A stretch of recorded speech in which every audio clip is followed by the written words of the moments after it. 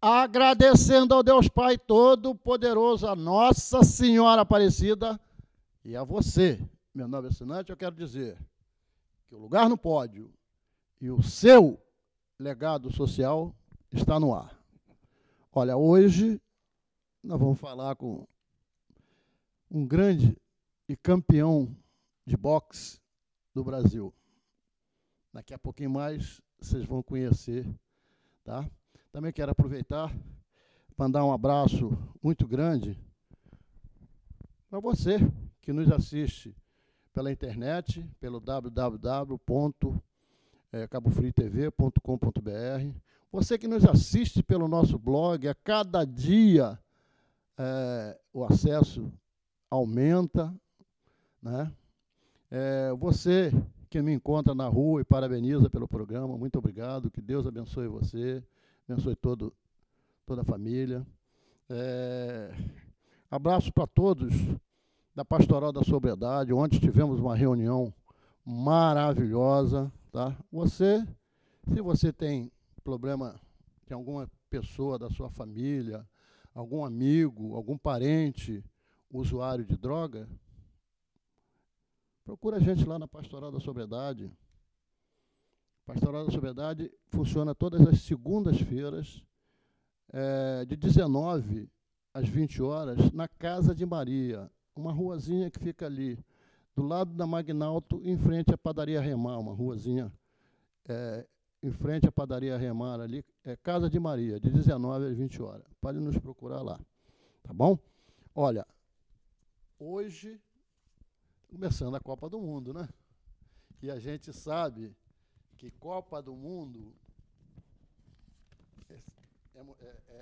é motivo de emoção. Eu tenho certeza que nesta festa maravilhosa que aconteceu hoje pela manhã, tenho certeza que tocou o coração de todos os atletas brasileiros. Vou dizer para você, sem medo de errar, na minha opinião, tecnicamente, e vou dizer sob a responsabilidade de cada um deles, é a primeira seleção que eu vejo tecnicamente bem, fisicamente bem, moralmente bem e com um treinador que conhece o ego de cada profissional. Essa seleção, Deus queira que eu não esteja errado, ou que eu esteja errado, me perdoa. Deus queira que eu esteja errado. Mas tenho certeza que não vai decepcionar a gente. A seleção brasileira vai dar show nessa Copa, tá? Passamos dia 12 de junho, Dia dos Namorados. Não poderia deixar passar, apesar de que nosso programa é hoje, dia 14, mas dia 12 foi dia de terça-feira, Dia dos Namorados. E eu não posso deixar de mandar um beijo para as mulheres maravilhosas da minha vida. Um beijo para a dona Rita, minha mãe, um beijo para todas as minhas filhas, um beijo para a Rô, beijo para todos vocês, tá? Que Deus abençoe essas mulheres maravilhosas que me fazem felizes. Às vezes, aborrece um pouquinho, mas isso faz parte da vida. Quero mandar um abraço também para a Delício, para o Fábio, lá da Angeluz. Olha, a Angeluz deu uma de louco dessa Copa do Mundo. Está dando 20% de desconto em todos os produtos da loja. Olha, que maravilha, 20% de desconto. Abraço também para Matheus, lá na Unapar. Um abração para o Matheus.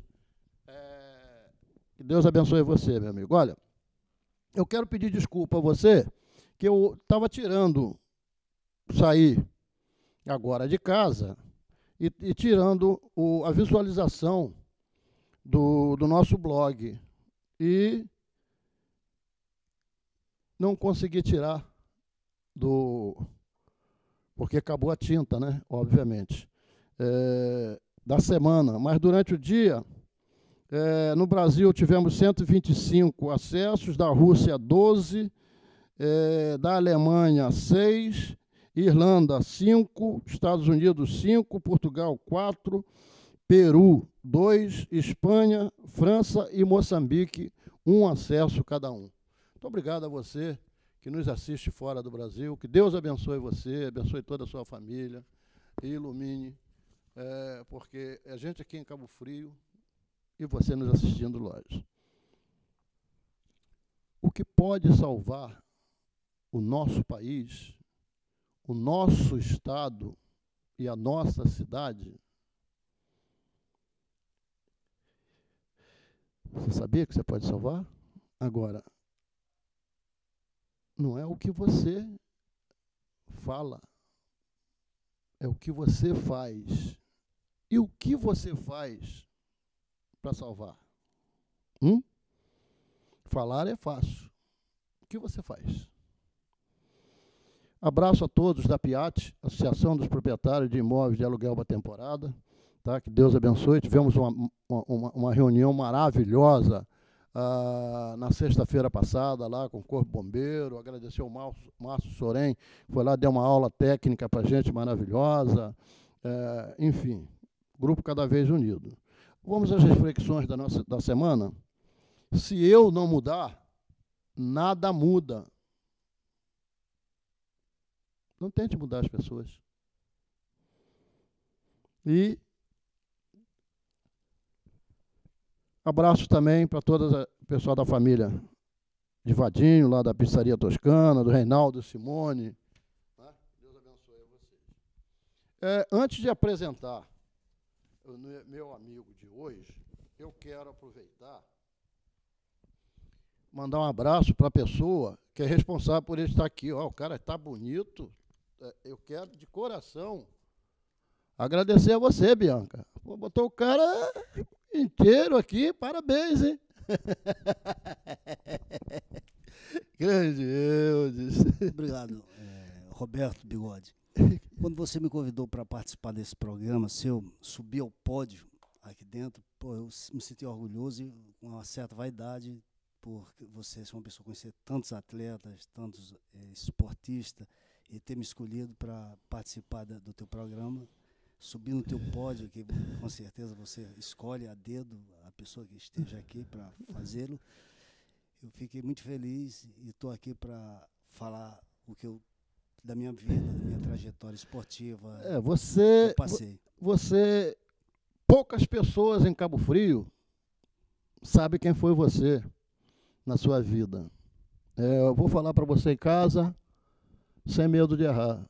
Eu não sei se esse moço vai aguentar o rojão, não, mas ele costuma chorar de vez em quando. Vamos ver se aqui ele não vai chorar. Olha, eu quero apresentar para vocês Eudes Balbino Ferreira, mais conhecido, campeão amador de boxe, campeão brasileiro profissional de boxe, mais conhecido como Balbino. Balbino é nordestino, e depois eu quero que você me conte essa história que você falou para mim, que o nordestino aprende a chorar e achar graça do seu choro. Depois você me fala. Claro. Daqui a pouco você me fala sobre isso. Ex-lutador de boxe, ex-cabista da CTB, você vai saber por quê daqui a pouco. Foi subcomandante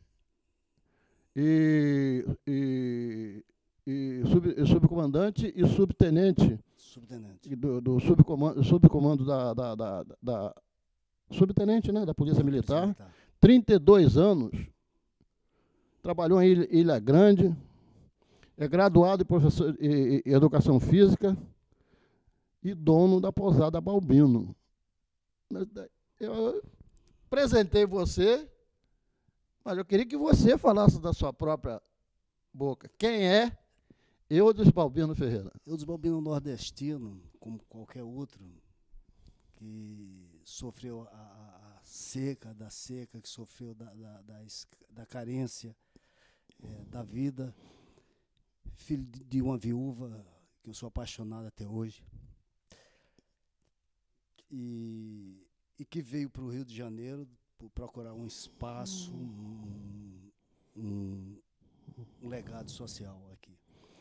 Ô Eudes, você é nordestino, mas é nordestino diferente do nordestino de hoje.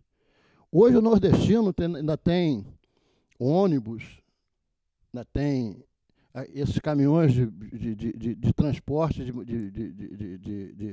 de encomenda dos mercados que dá carona. Mas na sua época não era bem assim, não. Para vir para o Rio de Janeiro era aquele pau de arara? Olha, eu, na verdade, já não peguei o pau de arara. Eu vim numa empresa até conhecida, funciona até hoje. Itapemirim? Itapemirim. Na época eu trabalhava vendendo ovo e vendendo galinha. Era um garoto de 16 anos que andava com aquela... Canga? Cangalha. Não é cangalha, é... Caçoar. Andava carregando as galinhas. Que é a mesma canga, né? Caçoar lá no Nordeste, pra gente aqui é canga. E saía vendendo pela rua, galinha, ovo e tal, e saía vendendo. E isso quase que diariamente. E um dia eu passei perto de uma mercearia, e a mercearia de Seu Cício, e via o pessoal jogando no bicho. Na época era liberado, tinha bicho lá e tal, jogo de bicho. E eu peguei, com tanta vontade de ir para o Nordeste, pensei, seria uma oportunidade de vir para o Rio de Janeiro, que é uma cidade que, na época, todos os amigos de infância, na verdade, eu era uma criança ainda, né? 17 anos, 16 anos. Eu queria muito melhorar minha vida, que eu sou filho de uma viúva com 6 filhos, que a gente tinha uma vida muito precária, de fome, de todas as necessidades a gente passava na época, dessas doenças que a gente, de criança, todas elas eu tive. E eu pensava muito em melhorar minha vida, a vida da minha família.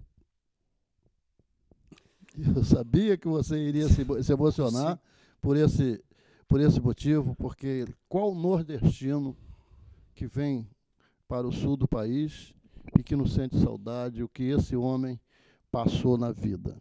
Eu tenho certeza absoluta, Eudes, que eu, assim como todos que estão assistindo, poucas pessoas, quando via você dentro daquela farda, que poucas pessoas sabem que você subia no ringue para defender as cores de uma agremiação, as cores do Estado, que chegou a ser campeão brasileiro, não conhece essa história sua. E já que você chorou, vou fazer você chorar mais.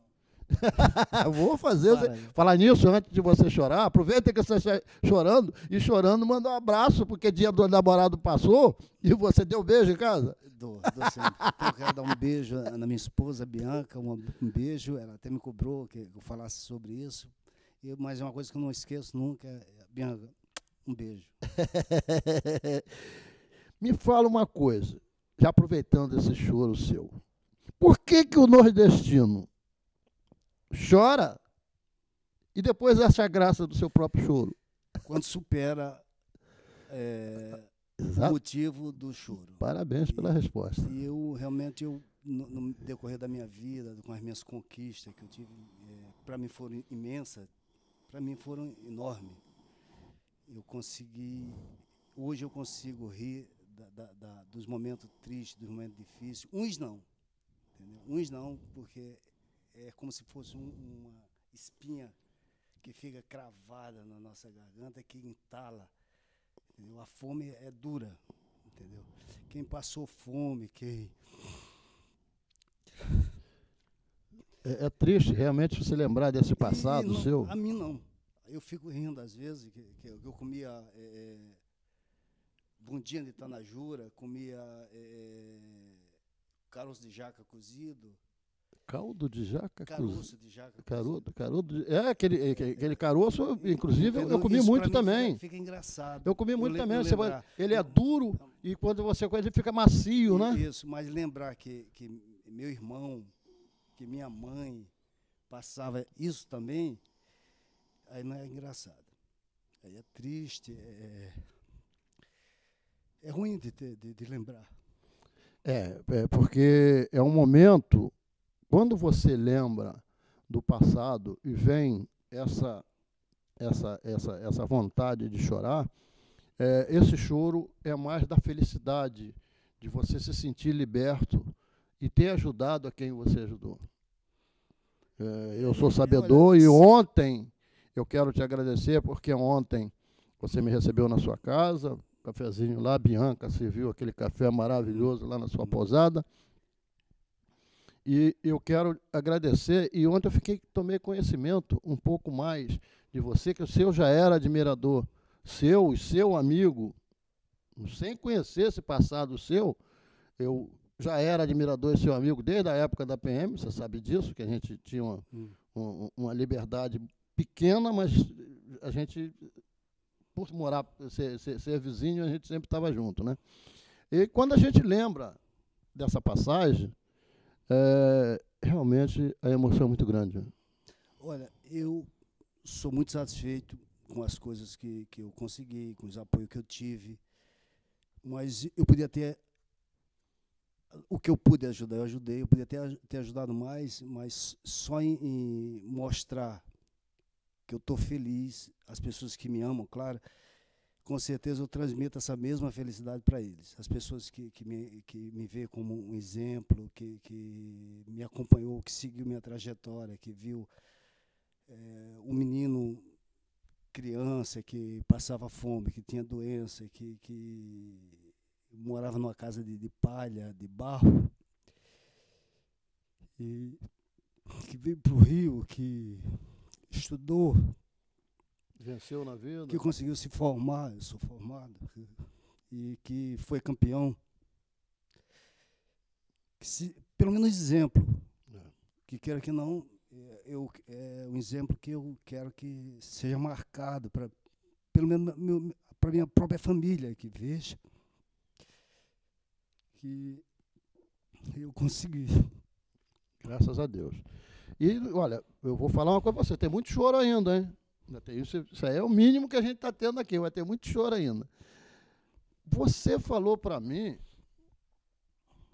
que tem um orgulho muito grande de ser nordestino. Olha, eu tenho um orgulho de ser nordestino, mas não tenho uma vaidade, uma felicidade de ter nascido lá. O orgulho eu tenho porque eu carrego comigo o senso de amor do nordestino, de chorar com a desgraça, de chorar com a tristeza e rir dela. Mas eu já te falei que a tristeza de você ter nascido lá, ter acompanhado, ter visto de perto a amargura das pessoas, por falta na alimentação de um cálcio, de um ferro, e buscar isso na areia, na terra, comer areia. Eu fiz isso. É mesmo? Eu fiz isso, comer areia. Com necessidade, é o corpo que pede, eu comia terra. Então, e vi muita criança fazer isso. Vi muita criança fazer isso. Isso não tão longe, em 68. Comia como se estivesse comendo Esse não tão longe seu, 68, 70, 30, 48, 50 anos. Não é tão longe não, dá só 50 anos atrás. O Eudes, você também falou, você é um nordestino migrante, né? Sou migrante porque eu vim para cá. Migrou para o lado de cá. Na época era comum todos os amigos que tinham um idealista, eles juntavam o que tinha, vendia alguma coisa e vinha procurar uma melhora de vida ou em São Paulo ou no Rio de Janeiro. Eu, graças a Deus, optei para vir para o Rio de Janeiro e deu certo. E muito certo. Obrigado. Deixa eu explicar para você, ele for fazer a pergunta, mas ele vai dizer para mim, já falou o que é caçoar, porque na minha época de infância, eu também aqui em Cabo Frio, carreguei água em caçoar. Caçoar é aquela canga que você bota nas costas, tinha um balde de um lado, um balde de outro. Você vê muito nas cidades mais necessitadas, né? Do Nordeste, da Somália. Eu não sei se ainda usa até hoje. Usa. Inclusive nos países mais pobres do mundo ainda, a gente ainda vê ainda muita tristeza disso. E eu lembro, você falou para mim que vendia galinha com caçoar, eu lembro da figura do nordestino com aquele bambu atravessado no ombro aqui e a galinha amarrada do lado de cá e outra do lado de cá no contrapeso. Exatamente. Não é isso? Eu era um nordestino, realmente, eu vivi essa parte. O nordestino extremamente típico da época de morar em casa de taipa, feito de barro, o chão de barro, coberta de telha, de palha de coco. Botava palha. E que eu lembro muito, até uma cena que às vezes eu acho agradável de lembrar, que quando eu chegava da feira, que a feira sempre tinha no domingo, e eu chegava com a jaca, a gente abria no meio que jogava assim, ela se abria. Aquela jaca manteiga, né? Aí a gente caía comendo já aquela fome de chegar a engolir o caroço. Era muito comum. Aqui em Cabo Frio também já aconteceu isso com a gente também. Entendi. Olha, você vai me perdoar que eu vou fazer pergunta para você, que você já se derreteu, já chorou aí, à vontade. Agora a pergunta que eu vou fazer, você me perdoa, mas eu acredito que também vai ter. Posso falar da sua infância, do seu pai e sua mãe? Posso perguntar? Por favor. Seu pai e sua mãe moravam numa grande fazenda, ele tomava conta. E houve uma grande tragédia. Que tragédia foi essa? Olha só. Se não tiver condição, por favor, me avisa. Dá pra fazer. Coração tá bom, não tá? Tá. Tá bom. Para quem foi lutador e enfrentou o ringue, aqui o pódio é pinto, né? Olha, a mamãe, eu chamo mamãe, que é como a gente no Nordeste, ela também educou, chama papai, mamãe. Eu tô com 60 anos, mas é mamãe e papai. E eu ainda tomo benção à minha mãe até hoje. Que bom. Graças a Deus. Então, a mamãe, ela conheceu meu pai e houve um amor muito forte, muito violento, que isso é contado por ela. Claro que eu não acompanhei essa união deles. Nem era nascido. Não. Quando meu pai faleceu, levaram meu pai, mataram meu pai. Eu tinha 3 anos e 6 meses. E a gente vivia em Goianinha, uma cidade do Rio Grande do Norte, que fica bem próximo à Praia de Pipa, essa praia conhecida mundialmente. E quando mataram meu pai, a mamãe tomou uma iniciativa de nunca mais ela querer nada com homem nenhum. Ela assumiu um perfil daquela viúva tradicional da época, aquela viúva que só fechada, chamada fechada, com véu, toda de preto. Isso, nunca mais ela quis usar outra cor que não fosse o preto. É mesmo? Ela andava de cabeça baixa. Chamado preto fechado, né? Que botava véu e exato. Ela andava de cabeça baixa, não falava com o homem. Na época ela tinha o primário. Meu pai não. Meu pai era analfabeto, mas a parte administrativa da fazenda ela tomava conta que com o primário ela escrevia, fazia a contabilidade da época. E o dono da fazenda, sabendo que era ela que administrava, perguntou, isso ela conta para mim, contava muito, ela perguntou se ela queria ficar na fazenda, continuando, substituindo o administrador. Ela falava de uma forma até bem rude, ela falou, seu Gotti, o homem que mandou em mim foi esse ali que está no caixão. Ele vai seguir.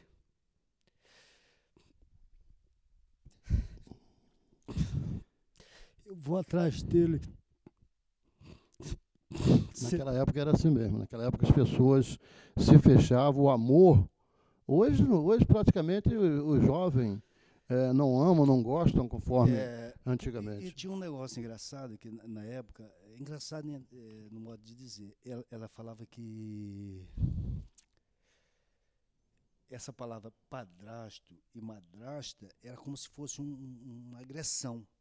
O filho a criança que tivesse um padrasto, tivesse uma madrasta, é como se fosse uma agressão. O padrasto é como se fosse uma pessoa má. Como se estivesse ferindo a integridade da própria mulher. Até mesmo fizeram até aquele desenho, aquela historinha da Branca de Neve que tinha a madrasta má, entendeu? Sim, sim. Então isso na época era muito forte. Então ela disse que não daria padrasto nem a filho dela enquanto ela viva fosse. E com isso nós sofremos muito. Saímos da fazenda, acompanhamos o caminhão, o caixão até o cemitério. Do cemitério nós fomos morar em um lugar que a gente não conhecia, mas ela soube que lá tinha fábricas de sisal, de agave, onde faz corda, onde faz rede, e nós fomos morar lá. E quando chegou lá foi quando eu comecei já a entender o que era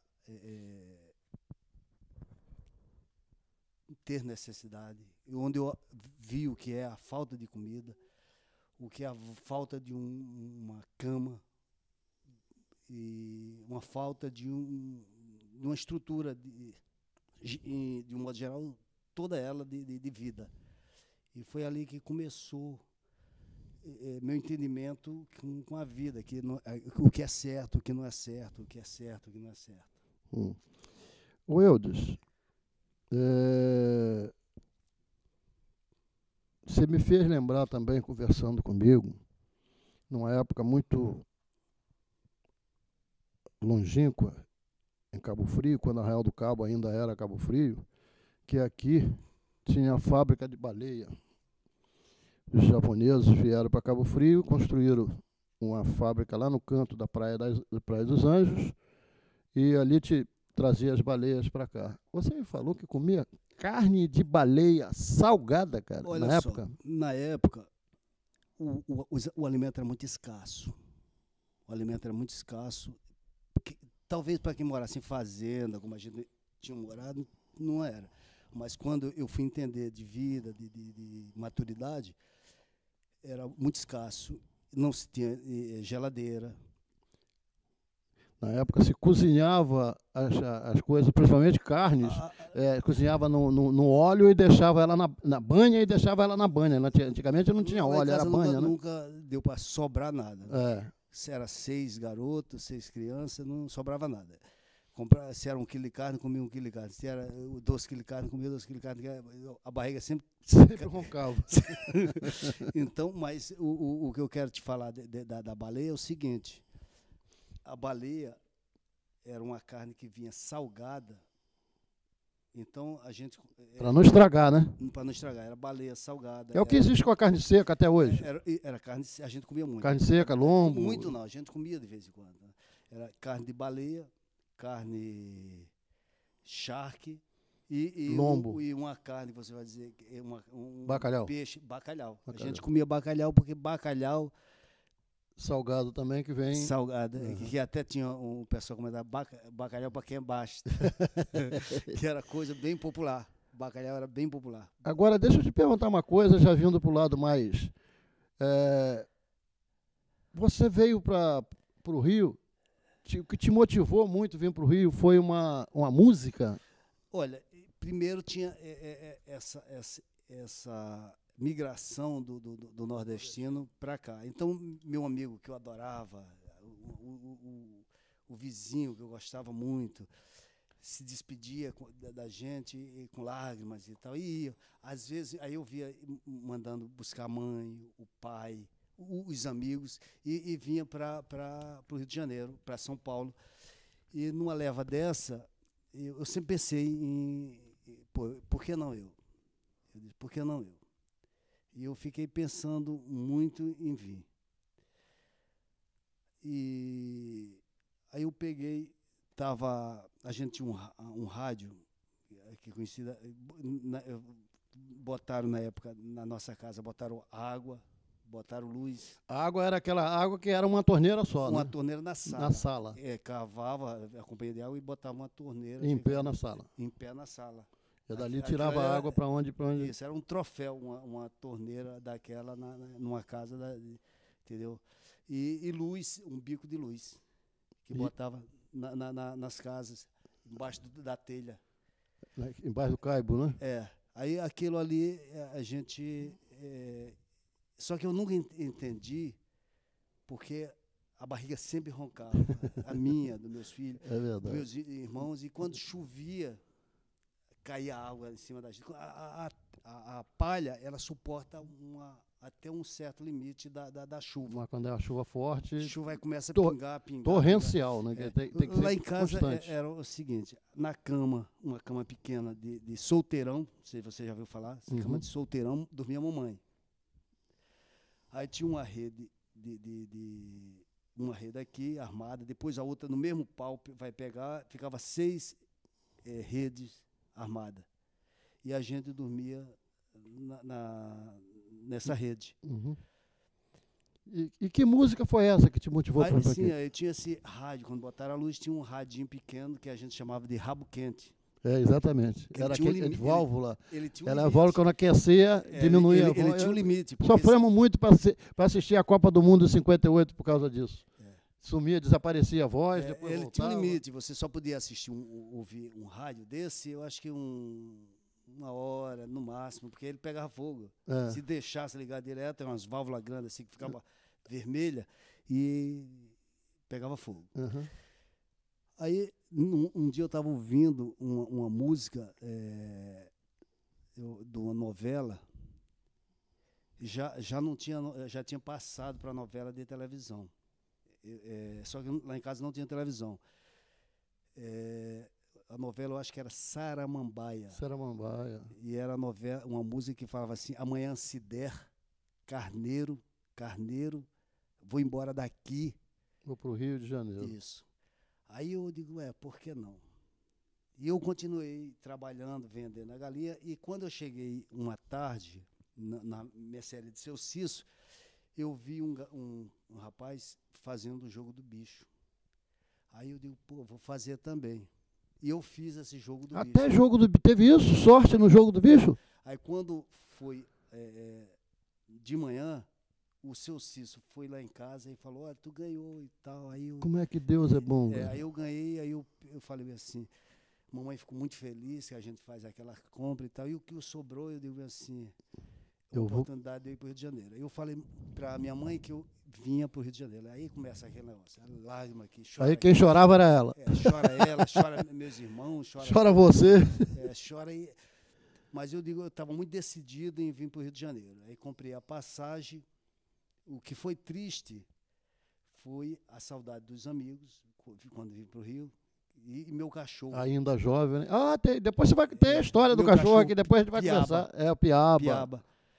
Que eu sempre lembrava dele e tal, e foi muito triste essa separação, que depois eu vou até te falar o que aconteceu depois com o Piaba, e ele ficou lá no Nordeste, e eu vim aqui para o Rio, lembrando de Piaba sempre, da minha família sempre.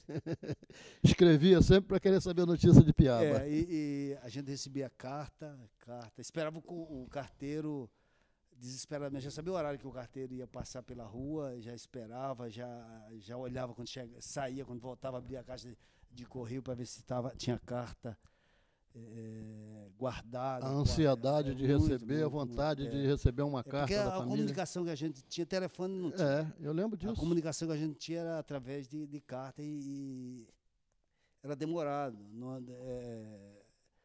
Demorava a carta. As emoções que a gente botava na carta era tudo. Eu quero pedir perdão para você mais uma vez, porque a história desse homem, você está sentindo. Se você não pegou no início, assiste a reprise do nosso programa. Essa história maravilhosa que o Eudes está fazendo a gente retornar ao passado. está lembrando detalhe por detalhe da vida dele. E temos muita coisa para conversar da história desse homem. Então, vou fazer a pergunta para você que eu fiz para o Márcio Sorém. O Márcio participou 2 vezes do nosso programa, ainda deixou muita coisa para outros programas. Tem problema se convidar você para a gente participar? Porque não vai dar para a gente contar a sua história, trajetória toda hoje. Tem problema da gente voltar a conversar outro dia? Podemos contar? Para amigo, a gente não tem como negar. E a satisfação também de deixar se possível, deixar um exemplo para alguém. O legado, né? Nesse legado da minha vida, será uma satisfação e orgulho. Um orgulho muito grande de fazer isso. Agora vamos chegar. Você chegou no Rio de Janeiro. Chegou no Rio de Janeiro. Eu quero que você conte a história que você me contou antes, e você vai gostar dessa história. O que é o sofrimento e a pessoa em busca dos seus objetivos. Não é você ficar em casa, papai e mamãe pagando para você, você não valorizando papai e mamãe. Sai de casa e vai à luta, vai buscar os seus objetivos, vai buscar o que você pretende ser na vida.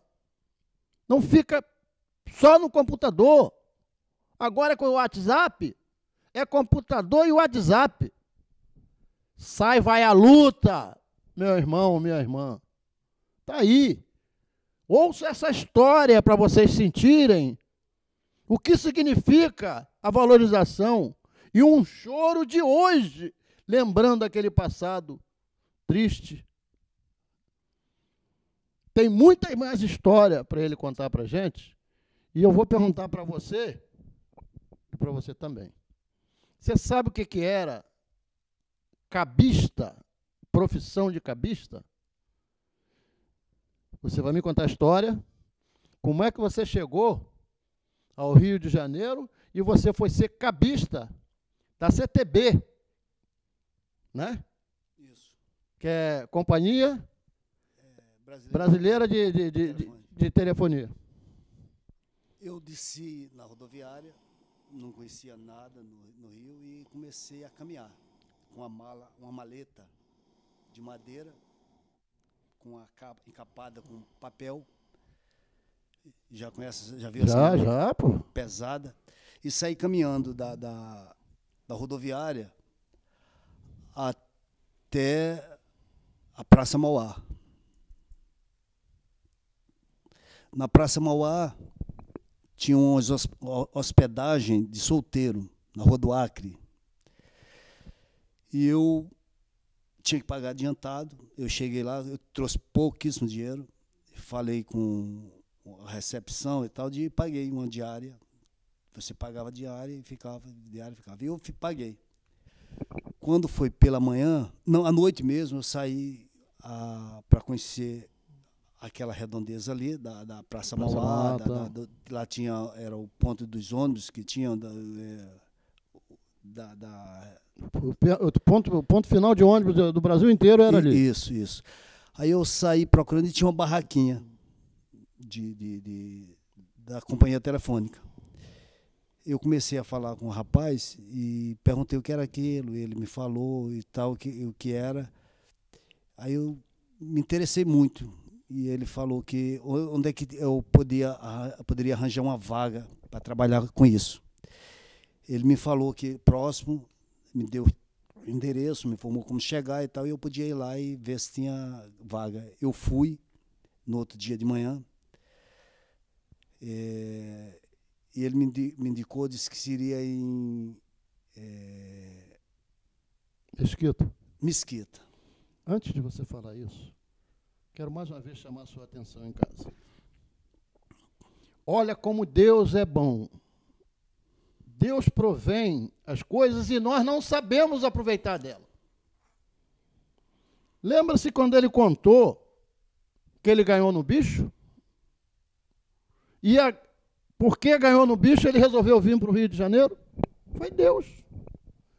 Lembra-se que ele acabou de contar agora que ele foi para uma hospedaria e chegou lá, pagou, desceu, foi conhecer. e foi numa barraca onde tinha o pessoal trabalhando. Quem levou ele lá? Deus mostra para a gente e nós jogamos fora.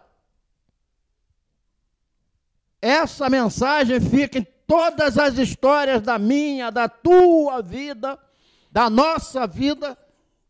Deus mostra para a gente o caminho. Concorda comigo o que aconteceu? Claro, perfeitamente. Então, desculpa. Não. Aí você foi na mesquita. Aí eu fiz 2 dias de teste, de trabalho, de aprendizado e fui aprovado. Que eu podia trabalhar lá. E voltei, não sabia que tinha sido aprovado. Recebi uma carta para entregar no departamento pessoal sem saber o que era. Veio lacrado e tal. Cheguei próximo à Praça Mauá, entreguei ao responsável. Ele, quando abriu, disse que eu estava aprovado e me pagou o teste. Te pagou ainda o teste? O teste, os dois dias de teste. Aí eu recebi aquele pacote dinheiro de dinheiro, que eu nunca tinha visto tanto dinheiro, e fui para o hotel. Paguei minha diária e deitei a cama era embaixo de uma escada. Aquela escadazinha, o quarto era embaixo da escada, fechadinha, só tinha uma portinha. Para quem não estava acostumado a deitar na cama, né? Era só aí rede. Eu peguei aquele montão de dinheiro assim, joguei para cima. Que caiu em cima de você. Aí eu pensei assim, eu sou carioca.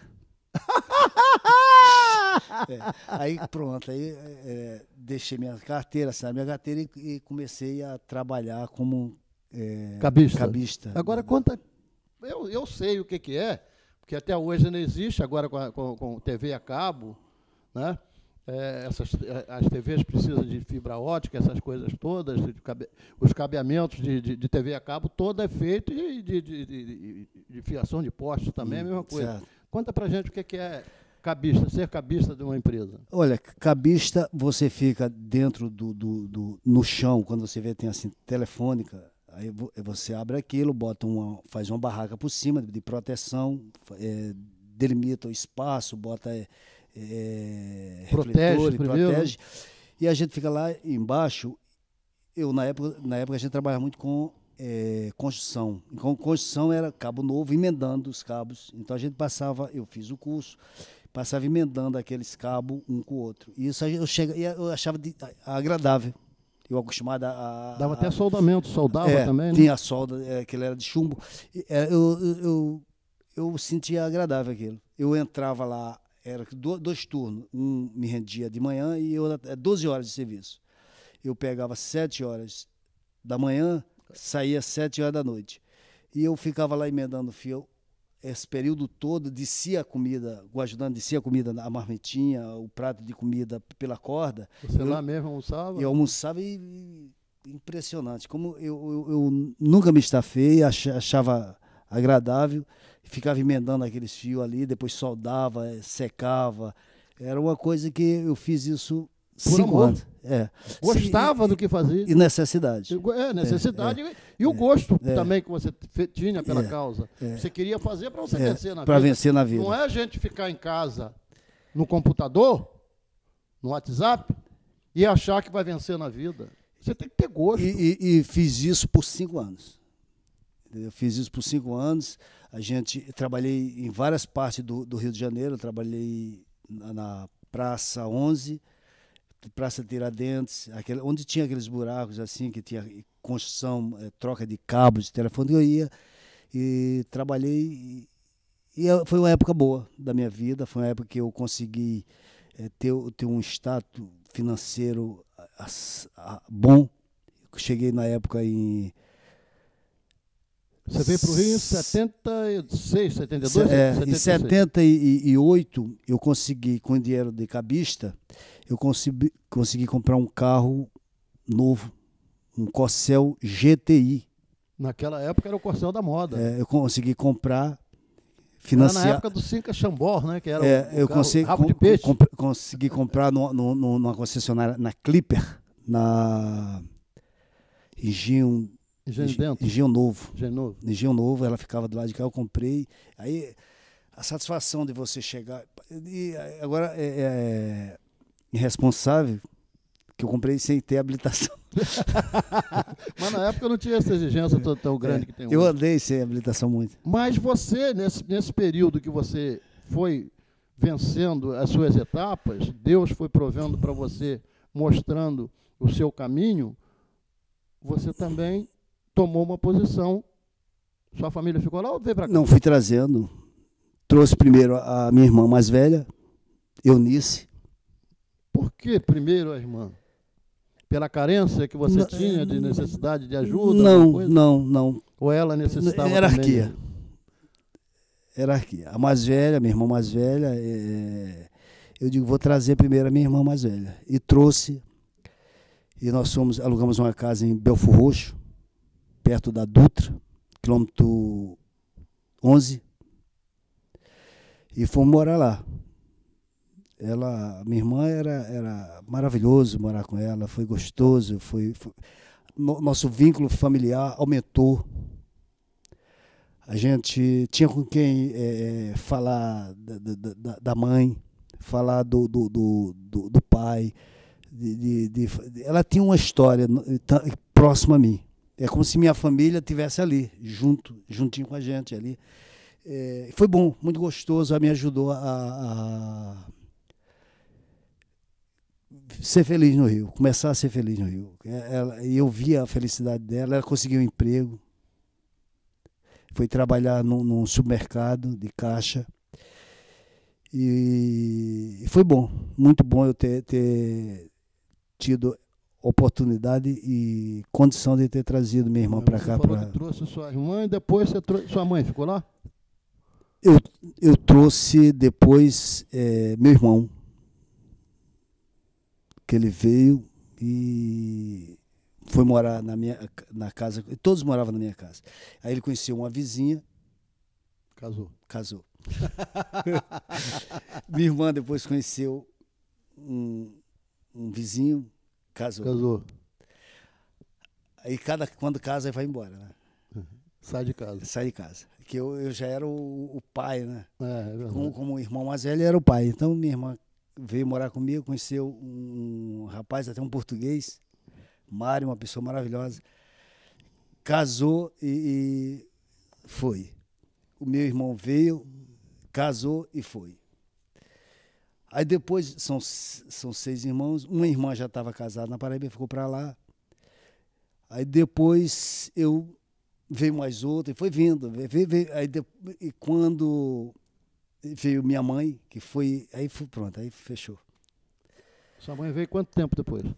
Ela veio uns 5 anos depois. 5 anos?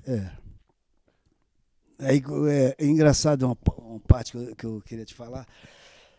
Mamãe, quando a gente recebia a carta, eu sempre perguntava pelo Piaba, o cachorro. E aí o pessoal fala, Piaba tá bem e tal, Piaba tá bem e tal. E eu, como é que tá o Piaba e tal. Aí depois, quando a minha irmã veio, a primeira vez, foi a primeira que veio, ela falou, eu falei, e o Piaba? Aí ela disse, Piaba, depois que você saiu, não comeu mais. Olha a paixão desse homem pelo seu cachorro. Chora até pelo cachorro quando... Piaba morreu. É mesmo, cara? 10 dias, menos de 10 dias. Não comeu mais. Então é por isso que quando você esteve lá em casa, você, agora há pouco, quando me pegou lá em casa, você viu meu cachorro lá, lembrou do Piaba? Não, mas depois disso eu fiz igual a mamãe. Mamãe nunca mais, depois que o papai morreu, nunca mais quis saber de homem nenhum. Depois que o Piaba morreu, foi um choque, foi uma tristeza tão grande que eu tive, que eu digo, nunca mais. Nunca mais quero ter cachorro. Cachorro, nem gato, nem nada. É mesmo? É um animal, porque a gente é como se fosse um parente. E eles vivem tão pouco. Um cachorro, 15 anos, se durar muito, aí você vai embora, você vai ficar sofrendo. A gente já perde parente, já perde amigo e tal. Aproveitando esse momento emocional seu, eu quero dar os parabéns para a Bianca mais uma vez. Bianca, tu tá de parabéns, hein? É por isso que você passou a amar esse homem. A cada dia, a cada momento, ele deixa você com emoções novas, né? Parabéns. E Bianca transporta essas emoções para você ou você que transporta para ela? A gente já convive há 27 anos, 28 anos, aliás. Então a gente vai se adequando um ao outro com o passar do tempo, entendeu? Eu já conheço quando ela está bem, já conheço quando ela não está bem. Qualquer expressão facial que ela faça, eu já interpreto, já sei tudo. Eu falo sempre, em casa, inclusive para minha mulher, eu falo para a Rosângela o seguinte: minha filha, tudo na vida que a gente faz, a gente tem que se doar. Se você vai ajudar uma pessoa, ajude com doação, de bom coração. Se você vai fazer a entrega de um presente para alguém, você não pode pura e simplesmente entregar o presente. Você tem que mostrar a afetividade, mostrar o amor que você tem pela pessoa. E hoje é difícil encontrar isso. Se a gente fizer as coisas por fazer, nada vai dar certo. Tem que ter a doação e a entrega. Concorda comigo? Perfeitamente. Exatamente isso. Você falou em presente, eu lembrei de que eu trouxe um presente para você. Ah! É mesmo? É, trouxe. Ué, fica muito. Então eu quero. Ué, já está agora. Tá aqui. Olha, é uma luva de boxe, linda. que é a coisa que eu mais amo. É uma vida. Olha que coisa linda, cara. Já personalizada. E nós não falamos ainda de você, dessa situação tua aí. É um presente que eu tenho eu acho ao meu amigo Roberto Bigode. Muito obrigado. Muito obrigado. Olha, de coração, escrito Cabo Frio, uma luva de boxe. Obrigado mesmo. Muito amor. Obrigado mesmo. Toda a dedicação para você. De coração. Você merece. Muito obrigado. E nós ainda não falamos disso. Por isso que eu estou dizendo para você. Será que esse homem ficou emotivo assim pelas porradas que ele tomou e pelas porradas que deu? A gente vai falar sobre isso, mas já está chegando o final do programa. Tem 7? Tem certeza? Ah, bom, então se tem 7, a gente ainda vai dar. Como foi? Olha, nós ainda temos que falar da vida dele como lutador de boxe, da vida dele quando adentrou a polícia militar, que é uma história de vida também, que chegou a ser subtenente e subcomandante. Subtenente. Subtenente, né? Subcomandante não. Mas eu não conheço a hierarquia. Depois é mais o quê? Capitão? Tenente, capitão, major, coronel. Até chegar coronel. Coronel na PM encerra. É o encerra, né? Encerra. Na Marinha que tem... Vai embora. Não conheço a desgraduação da Marinha, não lembro. Né? Então, para você ter uma ideia, nós temos muita coisa para falar. Agora, no ringue, não vou começar a contar a história do ringue. Só quero perguntar para você, que não vai dar tempo da gente começar a falar de ringue, mas tem saudade? Essa época de Copa do Mundo, falar nisso, nós estamos na Copa do Mundo e a gente não fala nada sobre Copa do Mundo, né? Vamos continuar falando do ringue, que a sua vida está maravilhosamente. Ótimo. Dá saudade? Muita. Principalmente esse lugar aqui, ó. Eu fiz um cantinho do Balbino, lá na minha pousada, na cobertura. Eu quero até falar sobre isso. Deixa eu ver se eu lembro. Eu escrevi aqui uma coisa da pousada do Balbino. Deixa eu ver se eu lembro. Se eu lembro o que eu escrevi.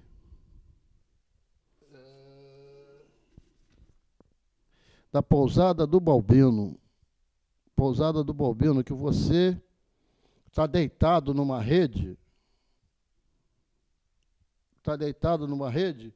Qual é o dizer que você botou embaixo mesmo? Pousada Balbino, onde seu descanso é um nocaute. Pousada Balbino, onde seu descanso é um nocaute. Muito bem bolado, parabéns, a espiritualidade. Obrigado. Chega perto a luva. Porque nocaute é você tá zen. Se entregar no repouso, está aí. A entrega está aí. É você se entregar no repouso. Não é isso? É você se entregar, você veio fazer uma visita, vai fazer uma visita numa cidade, isso. Você se entrega totalmente, ou você conhece ou você fica em casa. Isso. Não é isso? E essa frase fui eu que fiz, Pousada Balbino, onde seu descanso é um nocaute. E o desenho que eu achei maravilhoso, criativo, foi a forma que eu pedi. E tem um detalhe da foto, que você está com a luva para baixo, isso. Mas relaxado mesmo. Feliz. Relaxado e feliz com a luva para baixo. O objetivo foi esse, transmitir essa mensagem, transmitir que é um nocaute feliz, não é aquele nocaute ruim. É um nocaute que você foi nocauteado por uma cama boa, por um colchão bom, entendeu? Por uma cidade bonita. Que isso tudo, por uma praia linda, maravilhosa, que tudo isso te levar ao nocaute no final da noite, né? No começo da noite. Esse homem está, inclusive, já tem um trabalho até de ajuda a jovens, trabalhando em prol do boxe brasileiro. Aqui na região, poucas pessoas sabem, né? Tem saudade do ringue? Olha, como eu te falei, eu fiz um cantinho para mim, em cima da pousada, que tem um ringuezinho pequeno, de 4x4, tem saco, tem pushing ball, tem relógio de tempo, aquele relógio que marca 3x1, 3x1.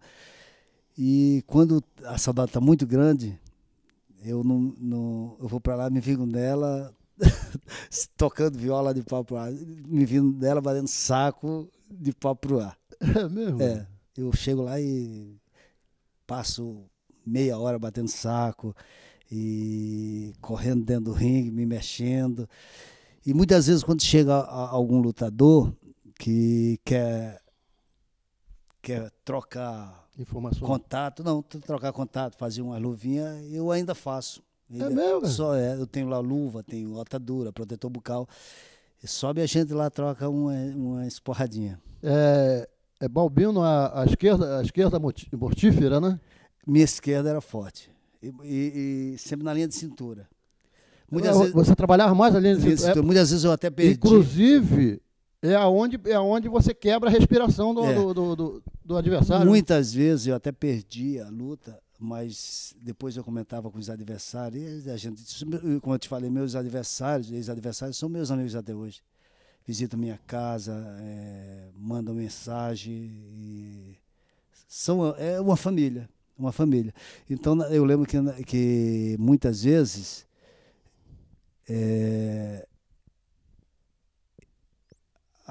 aquele estilo meu, eu mesmo perdendo luta, eles falavam, pô, Balbino, caramba, tua mão embaixo, até hoje eu sinto. Tem outro que diz, eu urinei sangue.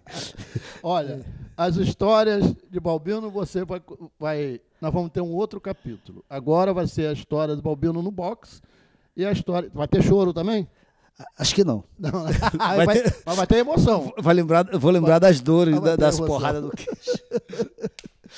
Oi, Eudes, de coração mesmo. Eu quero agradecer por mim, quero agradecer por você em casa, quero agradecer pela sua família e quero agradecer pela Jovem TV, a emoção que você proporcionou para a gente. O seu choro proporcionou uma emoção muito forte para todos nós. Pode ter certeza muito obrigado e com certeza vão dar sequência. Mesma, eu adorei de estar aqui conversando com você nesse bate-papo, nesse diálogo, nesse diálogo que vai ficar também no meu currículo de vida. Então fica à vontade, não esquece da Bia, senão ela vai te pegar em casa, hein? Bianca, feliz Dia dos Namorados.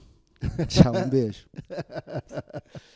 E como é que é a vida, né? A vida mostra pra gente, e fica daqui o exemplo do Eudes, que muitas coisas que a gente conversa aqui acontecem com você em casa, acontecem comigo, acontecem com todos nós, tá bom? E agradecendo ao Deus Pai Todo-Poderoso, a Nossa Senhora Aparecida, e a você, meu nobre assinante, eu quero dizer que o lugar no pódio e o seu legado social vai ao ar todas as quintas-feiras, de 7 às 8 da noite. Um beijo no seu coração, fique com Deus E até quinta, se Deus quiser.